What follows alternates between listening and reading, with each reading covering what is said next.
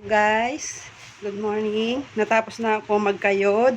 Ngayon, papakita ko sa inyo kung paano lutuin na yon, chicken curry. Sabi nila, bakit daw ako ay mag-isa lang naman ako sa bahay, mag-isa lang ako, ba't kailangan ko pa magluto? Isa lang ang sagot ko po niyan. Una sa lahat, ay hindi ko po kasi alam kung anong karne ng fresh ba yun o frozen at niluluto nilang paninda. Kaya hindi po ako bumibili sa labas. Pangalawa, mas yung healthy po kasi mas gusto ko yung ako yung nagluluto para alam ko kung malinis or ano saan ginamit at ano paano niluto yung kakainin ko. So ganun po kasi very sensitive ako pag kumakain po kasi ako sa labas, nasa tiyan ko.